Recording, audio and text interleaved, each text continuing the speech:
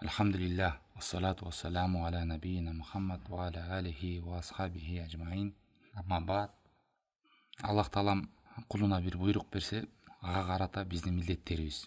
Биринчи айттык, ошол буйрукту аткарыш үчүн биздин милдеттердин эң биринчиси эле аны билүү. Адам билбесе кантип аны аткарат? Ошону билиш керек. Билгенден кийин аны сүйүш керек. Сүйбөсө адам аны аткара албайт. Экинчиси, сүйүү бул адамды түртөт, умтулууга, жасоого.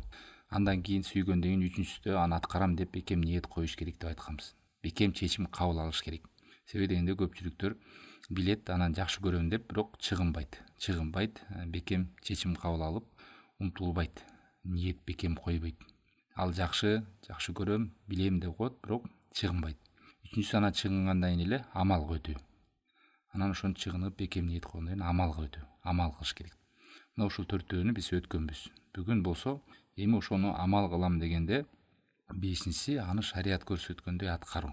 Мындайча айтканда, ыхлас жана сүннөткө дал келиши. Биз айтып кеттик туугандар, бул амал ишке ашыш үчүн шейх айтып кеткен 7 нерсени биз алып келген болсок, ошол амал аткарылып, ошого сооп жазылып, Аллах Таалам андан ыраазы болуп, ийгиликке жетиш үчүн ушул нерселер болуш керек деп.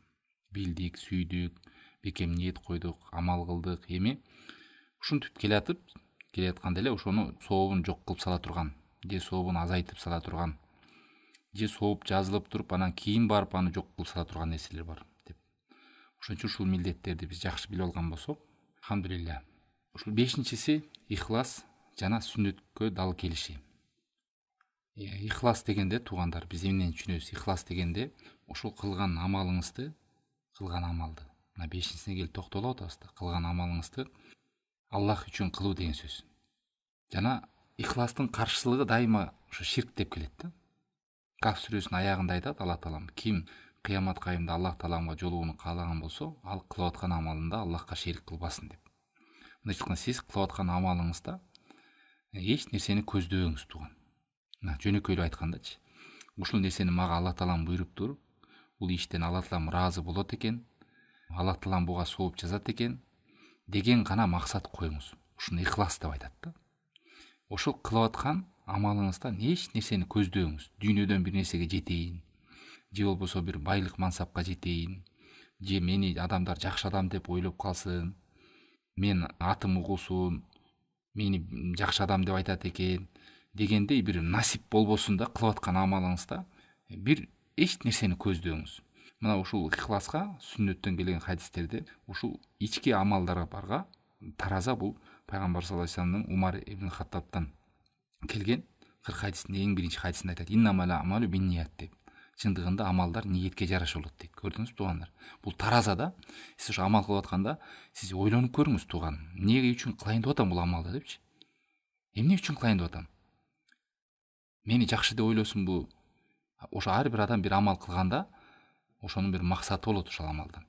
Анан ушул сооп, акыретти үмүт өттүргөн жакшы амалдарды да адамдар ошол сооп үчүн, акырет Аллах Таалам ошонун жакшылыгын берсин деп нерсени көздөбөстөн башка нерсени аралашып кетет. Себеби ниет бул адамдын ичиндеги нерсе бат-бат өзгөрүп турат, ооп турат. Канча деген алымдар, мурунку адамдар айтып келгенде, мен ушул нерсе мага оор болду дейт. Ниетти бир калыпка кармап туруш.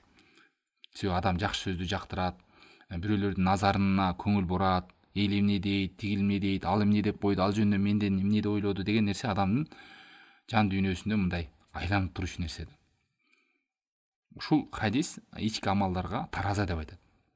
Ал эми ихлас менен сүннөткө дал келиш керек деп, сүннөт деп жанагы кимде ким бир амал кылып, ал амалда биздин буйрук болбосо, ал кайтарылат, сооп жазылбайт деген ошол. Мындайча айтканда, ушул эки хадисти сиз көзүңүздүн карегиндей кылып алсаңыз, алхамдулилля, кайсы сооп амалды аткарсаңыз, ошол амалдын туура экенине сиз биле аласыз да. Амал кылганда эмне үчүн кылып атасыз?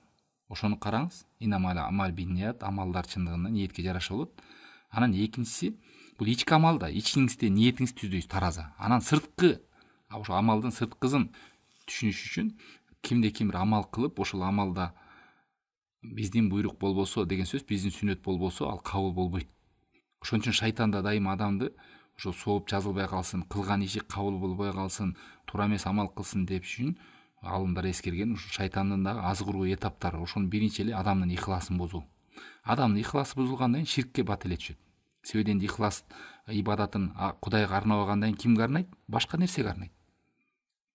Эгерде ширктен кулата албаса шайтан, анда адамды бидатка түртөт экен. Бидат деген сөз бул пайгамбар саллаллаху алейхи вассаламдын сүннөтүнө каршы амал.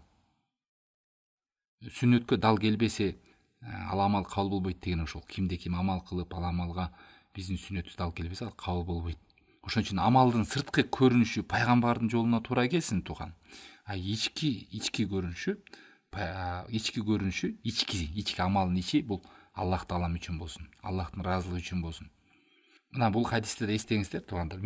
Бизде азыр убакыт кыска да, эртең мененки бул таңкы кыска, ошон үчүн биз негизгилерди эскерип кетели. Мына Кыямат кайым күндө жанагы Муслимде келген хадис бул. Белгилүү хадис, баарыңыздар эле угуп жүрөсүздөр. Ажип, субханалла. Карасаңыздар, мисалы адамдардын арасынан эң шарапаттуу ким десе, аалымдар деп айтып келебиз, туурабы? Анан эле карапайым адамдар кимдерди жакшы көрөт? Кайрымдуу адамдарды аябай жакшы көрөт. Ошондой эле адамдардын көзүнө сүйкүмдүү болгон, ошо элин жерин коргогон, дин үчүн курбанчылык кылып, ошол согуш башталып кетсе, шейит болуп өлгөндөрдү да адамдар жакшы көрөт. Мындайча айтканда ушул 3 категорияда адамдар аябай адамдардын арасында көзгө басар, сүйкүмдүү, көрүнүктүү адамдар. Ушул 3 адамды пайгамбар саллаллаху алейхи вассалам мисалдап атат. Кыямат кайымда ушу 3 түрлүү адам келет дейт. Биринчи эле ушу аалымдан сураганда караңыз, мен кыскартып негизисине токтолуп атам туган. Болбосо бул хадисте көп пайдалар бар. Ошол аалымды караңыз. Ошол аалымды мурду менен жерге сүрүп туруп тозок айтып атат Алла таалам. Сен эмне кылдың десе, о Аллахым, мен амалымды, илимимди сен үчүн үйрөттүм, адамдарга жакшылык кылдым, жеткиздим десе, жок, сен жалган айтасың. Сен мени аалым деп, мени билүүчү, мени адамдардын арасынан эң билимдүү кыйын деп көрүнөйүн деп сен илимиңди үйрөттүң деп аны биринчи ыргытып атат. Элестетиңиздер, туугандар, аалымды ыргытып атат биринчи. Экинчи кайрымдуу адамды, берешен, жоомарт адам, байлыгын аябаган, чачкан, элге кайрымдуулук кылган адам. Ай, сен эмне кылдың? Ой Аллахым, мен бүт ушул жакшылык мага бөлүп берген ырыскыңды кайрымдуулук кылып адамдар менен бөлүштүм, таркаттым десе, жок, жалган айтасың. Сен адамдарга атың угулсун, жоомарт экендесин, кайрымдуу экендесин деп таркаттың. Деп аны да тозокко мурду менен сүрүп айтат дейт. Шейит келет. Сен мен канымды, жанымды Аллахым, ушу сенин диниңди, жеримди коргоюн деп, сенин сөзүңдү бийик болсун деп согуштум. Жалган айтасың. Сен ошо атым чыксын, даңкым чыксын, батыр десин, жалпылап айтканда да ушундай. Ошентип айтып туруп, аны да тозокко ыргытат дейт. Элестетиңиздер, туугандар, ошон үчүн бул өтө коркунучтуу хадис, Муслимде келген хадис, туугандар. Эң адамдардын шарапаттуу, адамдардын арасында шарапаттуу адамдар, элге мындай сүйкүмдүү адамдар. Абал ушундай болуп аткандан кийин. Бул деген эмнени билдирет? Бул деген, туугандар, кылган амалды адамдын табиятында дагы жакшы көрөт экен, адамдар мактаса экен. Адамдар жакшы десе экен, адамдарга сүйкүмдүү болсом экен, адамдардын оозунда жакшы сөзгө илинсем экен деген нерсе адамдын табиятында бар нерсе. Анан шайтан ошол жерде кылып аткан сообуңузду Кудайдан үмүт кылдырбай, ошол жакка буруп салат. Ошон үчүн бул нерсе менен дайыма күрөш керек. Амал кылганда эмнени мен көздөп атам? Бул амалымдан деп. Ошон үчүн Кыямат кайымда эң пайгамбар саллаллаху алейхи вассалам шапаатына туш болгон ким деп сураганда, буну Абу Хурайра пайгамбар саллаллаху алейхи вассаламдан сураган туган. Ошон кээ бирлер таң кала берет, ошо ким кантип эле ла илаха айтып койсо эле дегенде ушул хадисти мына угуңуздар. Эң менин кыямат кайымда шапаатыма туш болчу бул ла илаха илlallah келмесин чын жүрөгү менен айтса деген. Ушул чын жүрөгү менен деген сөз бул, тургандар, ихлас менен деген сөз. Ошол келменин шарттары бар да. Ошолорду ихлас менен деген сөз эч нерсени көздөй, ушу Аллах тааламдын ыраазылыгы үчүн кылган ибадаты, сүйлөгөн сөзү, эмнени бул дүйнөдөн көздөгөнү, ошонун баардыгы Аллах үчүн болгон. Мына ушул менин шапаатыма туш болот деп атат. Ошон үчүн берде ошо муаллиф дагы, шейх дагы, ошо билдиң, мына тууганым, сүйдүң бир амалды, эми аткарам деп ниет койдуң, анан амал кылып келгенде эле кээ бир адамдар эмне кылат? Ушул жерден амалын курутуп алат, ихласы туура эмес болгондуктан. Же сүннөткө дал келбегендиктен. Мына кээ бир адамдар карасаңыздар, мисалы ихласы бар адамдар мечитке кирип калсаң, көрөсүң, ихласы бар экен, белгиси бар. Мечитке эрте келет, отуруп зикир кылып турганы, анан намаз окуганда эле туура эмес окуп баштайт. Намаз окуп атканда эле башкача туура эмес каталары бар. Не болуп калат? Ошол сүннөткө дал келбеген жерлери бар. Кээ бир адам мисалы ихласы бар, зикир кылабын дейт, зикир кылганда туура эмес зикирлерди жаттап алган, туура эмес дуаларды жаттап алган. Керек болсо ушундай туугандарыбыз бар экен, ихлас менен кылайын дейт, ошо бүү бакчылар жазып берип койгон дуаларды кайталап, муну 777 жолу айтышым керек, муну 444 жолу айтышым керек экен деп кыйналып жүргөндөр бар. Көрдүңүзбү, мунун ихласы бар, бирок кылган амалы пайгамбардын жолуна туш келбегенден ал да кабыл болбойт. Себеби жана хадисте айттык, сырткы амалдарга ошол хадис далил, тараза, ал эми ички амалдарга Умар радиаллаху анхудан келген хадис, тараза. Экөө тең туугандар. Кээде сүннөткө дал келип деле, ихласка дал келбей калса, анда да кабыл болбойт. Ихласыңыз туура болуп туруп, бирок сүннөткө дал келбесе, анда да кабыл болбойт амал. Ошон үчүн алымдар айтып келет, мисалы, Фудайл ибн Ияттын сөзү, таркул амал мин ажлин нас рия дейт. Адамдардын үчүн амалды таштап салуу бул рия болот. Рия деген адамдар көрсүн деген үчүн. Адамдар көрсүн деген бул ихласты бусат. Ихласты бускан нерсе бул ширк болот. Себеби деген сиз адамдар үчүн, адамдардан коркуп, адамдар эмне дейт, эл эмне дейт деп. Мына ушул баледе туугандар, эл эмне дейт, туугандарым эмне дейт. Адам билет ошонун туура экенин. Бирок туугандарым дейт, эл эмне дейт деп, ошол билип турган, Курандан, Суннадан келген бул туура нерсе экенин билип туруп таштап салат. Эмнеге? Себеби адамдар эмне дейт деп. Уал амал мин ажли нас ширк. Ал эми адамдар үчүн деп кыла турган болсо, анда ширк болот дейт туугандар. Ихлас качан болот? Ушул эки нерсени таштасаң, анда сага ихлас болот. Түшүндүңүздөр туугандар? Дагы кайталап коеюн. Адамдар үчүн кылган адам рия болот дейт. Ал эми адамдар үчүн деп амалды таштап салуу. Мындайча айтканда адамдардын сөзүнөн, көзүнөн не дейт деген ушундай нерсени айынан бир жакшы амалды таштап саласыз. Бул рия болот. Ал эми адамдар үчүн, адамдар мени мактасын, жактасын, жакшы десин, жакшы ойдо болсун деп аткаруу бул ширк болот дейт. Эгер ушул нерседен сактансаң, анда ал ихлас болот. Ушул нерсе канча адамдар билет бир амалдын жакшы экенин, ошол динде бар экенин, ошол нерсе суннада келген экенин билет, бирок баланча молда айтты, менин апам атам уруксат бербей атат, бир туугандарым каршы болуп атат, анан эл эмне дейт, кошуна колоң эмне дейт, туугандар эмне дейт деп ушундай нерсени таштап салат. Билет арак ичкен арам, арак отурган жерге ичкен жерге отурбаш керек, алар тарым калбай эмне деп айтат, жаман көрүп калат деп, анан ошолор менен жанында отура берет. Эмнеге? Аллах эмне дейт? Аллах жазалабайбы, Аллах тыйды эле го дебейт. Ошо адамдардын назарынан коркуп отуруп алды. Мына ушундай мисалдай берсе туугандар аябай көп. Аябай көп. Ошон үчүн кыскалап айтканда, бул эртең мененки биздики кыска эле токтолуу да. Кылып аткан амалыңызды эгер ошол динде буйрук болгон болсо, билдиңиз, сүйдүңүз, аткаранда бел байлап ниет кылдыңыз, амал кылайын деп келгенде эле ушул жерден оюңуз бузулуп кетсе, Аллах үчүн эмес башка нерсени көздөп кетсеңиз, анда кетти ошол амал, соо жоголот турган. Же болбосо чын жүрөктөн аткарам деп сүннөткө дал болбой калса, туура келбей калса, анда да жок болот. Ошон үчүн туугандар үйрөнүш керек. Ниетти дайыма түздөп жүрүш керек. Ал эми сүннөткө дал келбей калганы көбүнчө бул адам изилденбей эле, оюм жакшы, ниетим түз, эми Кудай таала ушуга эмнеге жазаламак эле, мен жакшы ойдо эле кылып атпаймынбы деп түшүнүп коет да. Жок, ошон үчүн пайгамбар саллаллаху алейхи вассаламды жөнөттү бизге. Амалыңардын сырткы кебетеси ушул пайгамбардын кылгандай кылып кылгыла деп. Кебетеси ушул пайгамбар кандай кылып көргөзгөн болсо, ошондой кылыш керек. Ички дүйнөсү болсо амалдын, ал Аллах үчүн болуш керек.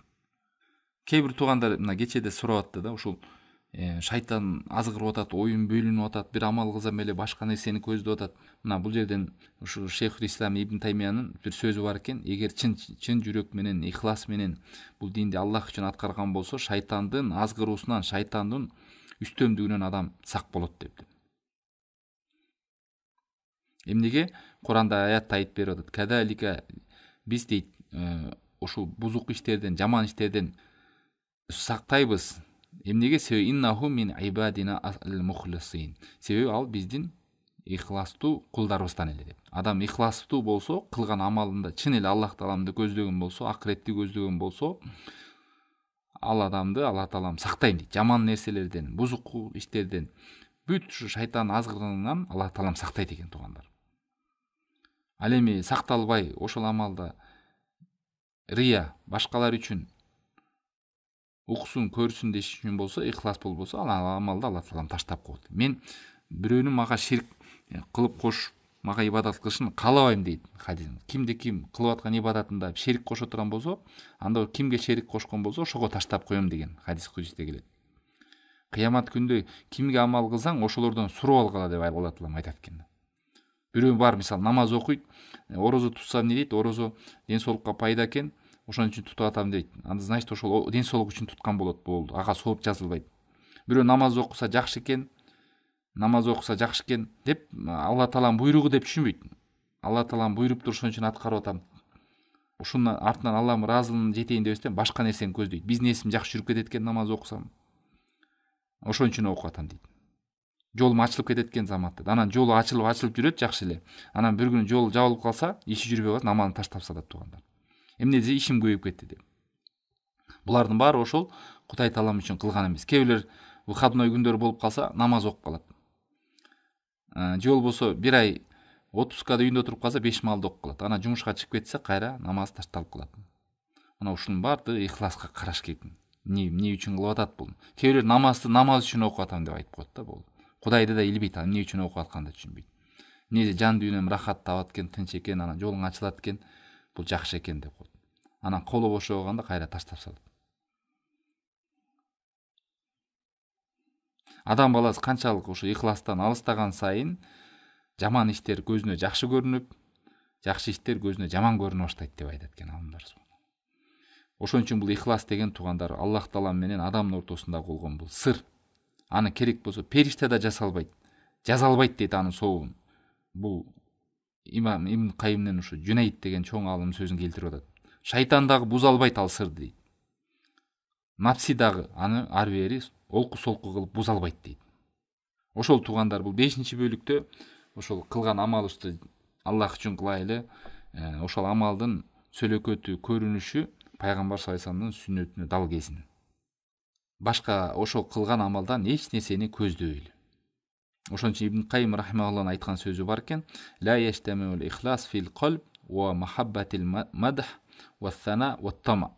Адамдын жүрөгүндө ихлас чогулуп, ихлас тура албайт, эгерде ошол адам адамдардын мактоосун каалаган болсо, адамдардын жактоосун каалаган болсо, же дүйнөдөн бир нерсеге жетейин деген болсо, же адамдардын колунан бир нерсе үмүт кылайын деген болсо. Илля кама яштамил ма ва нар. Кадимки от менен суу бириге албагандай эле дүйнөдөн бир нерсени көздөп, адамдардын мактоосуна, ошолордун оозуна илинип калышка, төбөм элге көрүнүп калса экен деген ою болсо, ошол анда ал адамдын жүрөгүндө ихлас турбайт. Кадимки суу менен от бирге турбагандай эле дейт. Ал эми ошол ихлас кылып атканын белгилери бар туугандар. Кандай белгилери бар? Адам ихлас кылганда амал кабыл болот. Ошо кабыл болуп атканын да белгилери бар. Мисалы, ошол кылган амалыңызды кичинекей эле деп көрүшүңүз. Кичинекей эле жүрөктө ал чоң амал, мен кыйынмын, же мен ушу акылдуумун, башкаларга караганда идиректүүмүн деген түшүнүк келбесин. Өзүңүзгө таң калбаңыз. Алла таала мага ушу тавфик берди, мага жеңилдик берди. Бул кичинекей эле амал. Алла таалам өзүнүн ырайымы менен мен бейишкирем, бул амал мен эмес деген нерсе жүрөктө дайыма жүрүш керек. Ошон үчүн намаз окуганда күндө намаз бүткөндө эле ассаламу алейкум рахматулла, ассаламу алейкум рахматулла деп салам бергенде эмне дейбиз? Астагфирулла 3 жолу айтабыз. Жакшы болбосо намаз окудуңуз, сооп амалдарды кылыңыз. Кылып бүткөндөн эле кайра кечирим сурап атасыз. Аллах мени кечире көр, Аллах мени кечире көр деп. Эмне сиз күнөө кылдыңызбы? Намаз жок. Ошол адам баласы ихластуу болгондо кылган амал бүткөндө, о Аллахым ушун амалымды кабыл кыла көр, күнөөмдү кечире көр деп кайрадан жалынып жалбарып Кудай тааламга кайрылып атасың. Ошондой эле бул дагы белги. Ар бир жакшы кылган амалыңызды адамдар үчүн эмес, башкалар үчүн эмес, көргөз үчүн эмес, Аллахым өзүң кабыл кыла көр деп ошол амалды адам кичинекей көрүшү. Ошол кылган амалдайын дайыма истигфар келтирип жүрүшү, тобо келтирип жүрүшү, ошол амалга таянып албашы, өзүн өзгөлөрдөн өйдө көрбөшү. Кээ бар, мен мына 10 жылдан бери намаз окуп жүрөм, сен 1 жыл намаз окуп эле менен да жакшы билип калдыңбы сүннөттү деп сүйлөйт. Ал белги, ал андай жок туугандар, стаж деп мен мынча жылдан бери жүрүп келатам, сен эми эле баштадың, сен эч нерсе билбейсиң деп. өзүнүн амалына, диндеги кылып жүргөн амалдарына таң калбашы, ошондой нерсенин баардыгы, эгер ушул нерселер болот аткан болсо, анда ихласында халал бар. Халал деген ушул бир чатак, жүрөгүн жакшылап карап дарылаш керек. Асмандан, Алла Тааламдан жерге кулуна түшкөн эң чоң ийгилик бул Аллахтын берген жеңилдиги, тауфики деп айтат экен. Ал эми адамдан Аллахка көтөргөн нерсе бул эмне экенсе ихлас дейт экен. Ихлас болбосо амалыңыз көтөрүлбөйт. Көтөрүлбөйт дегени ага сооп жазылбайт. Хасанул Басри таби улуу алым айткан сөздөр бар. Ла язалул абд би хайр ма иза кала лилла ва иза амила лилла. Адам баласы дайыма жакшылыкта жүрө берет, качанга чейин сүйлөсө да Аллах үчүн сүйлөсө, амал кылса дагы Аллах үчүн кылса дейт. Туугандар, бул ихлас деген өзүнчө китептер болуп жазылган. Алла Таалам өлүмдү жаратты силерди сынаш үчүн, кимиңер жакшы амал кылышыңарды деп. Ошол дайыма жакшы амал, солих амал, чырайлуу амал деп келсе биле бериңиздер, ошол жерде ихлас менен сүннөттүн келиши. Эч убакта амал чырайлуу, жакшы амал, солих амал деп саналбайт, качан ошол амалда ихлас менен сүннөткө дал келмейинче. Ихлас менен келгени бул кылынган амалдын Аллах үчүн кылынышы. Сүннөткө дал келгени ошонун көрүнүшү, жасалышы пайгамбар саллаллаху алейхи вассаламдын жолуна туура келиши. Мына туугандар, ушул 5-чисинде ушул эгерде биз ушундай кылып аткарган болсок, алхамдулилля, ошол амалыбыз сооп жазылат, Аллахтын алдында кабыл болунат. Иншалла кыямат кайымда ошонун үзүрүн, жакшылыгын көрөбүз. Эгер ошол нерседен башка нерсени көздөй турган болсок, анда жанагы хадисте келип атпайбы? Канча адам келип орозо тутат, ал орозосу жөн эле ысыктыктагы чаңкоо суу болгон, кыйналуу, ачкачылык жөн эле. Түнкүсүн окуйт, намаз, ал жөн эле уйкудан калуу деп. Себеби деген эмнени көздөгөн болсо, ошого жетет болду. Кээ бир адамдар байкасаңыз, мен жакшылык кылып атам, тарыхта атым калса экен дейт. Болду, тарыхта атын калтырат Алла Таалам. Ошондой, бирок ага эч нерсе жок. Бирөө мен ден соолугум чың болсун деп кылып атам дейт. Болду, ден соолугу чың болот, башка сооп жазылбайт. Себеби максат ошол. Ихлас деген сөздүн дагы бир сөзү, туугандар, таң калыштым. Тил маанисинен деле караса, комустар деп коет. Комус деген словарь китептерде мындай алтынды деле кайнатып тазаланып, ана мусорлор өйдө чыгат го. Же болбосо ушундай тазалануу деген экен да. Тазалануу. Мисалы, сүттү деле айтат. Уйдун ичинен чыгат го сүт. Ошо сүт деле ичинде аякта канча кан бар, суу бар, ошонун баарынан тазаланып кетет. Таза кылып сүт чыккен, халис, таптаза болуп, аппак сүт болуп чыгат. Мына ошондой амалдагы таптаза болуп Алла Таалам өйдө көтөрүлүш керек. Эч нерсе бул дүйнөдөн илинбеш керек, бир нерсеге, бир максаттарга. Бул деп башка бир нерсеге жетейин деген нерсе илинбеш керек. Таптаза ушул Алланын буйругу экен, Аллах Таалам тыйган экен деп. Тыйса дагы Аллах үчүн тыйылыш керек. Коркуп, анан аткарса да Аллах үчүн. Айтыктык өткөндө керек болсо, кээде адам бир күнөө ишти таштаса дагы сооп жазылбайт. Себеби дегенде ал күнөөнү Кудай үчүн таштаган жок. Бирөө түрмөдөн коркуп ташташы мүмкүн. Бирөө эмне элден коркуп ташташы мүмкүн. Бирөө чын эле бул ден соолукка зыян экен, кой ошон үчүн таштадым деп, бул ден соолук үчүн таштаган болот. Ошон үчүн бул жүрөк менен дайыма күрөш керек, туугандар. Дайыма бат-бат өзгөрөт. Бүгүн түшүндүңүз, кой деп, анан эртең эле кайра эле өзгөрүп баштайт. Ошон үчүн Аллахтан көп дуа кылып сураш керек. О Аллах Таалам, кылган амалымды өзүң үчүн гана кылууга жардам бер деп. Жана пайгамбар саллаллаху алейхи вассаламдын сүннөтүнө дал кыла көр деп. Туура келсин деп. Ихлас менен кылып дагы сүннөт менен дал келип, анан сооп жазылды деп өтүппү. Сооп жазылат деп. Шариатта сооп жазылгандан ошол соопту жок кылып салуучу нерселер бар, туугандар. Болду, ихлас менен кылдым, анан сүннөт менен аткардым деп коюп дердейип жүрө берет эмес, андан кийин аны жок кылып жиберүүчү амалдардан сактаныш керек. Аны өтөбүз иншалла. Ошону түшүнүп алсак, Кудайым бир ушул буйрукту аткаргандан кийин ушу 7 нерсени бекем түшүнүп алсаңыздар, кылган амалыңыздан рахат аласыздар иншалла.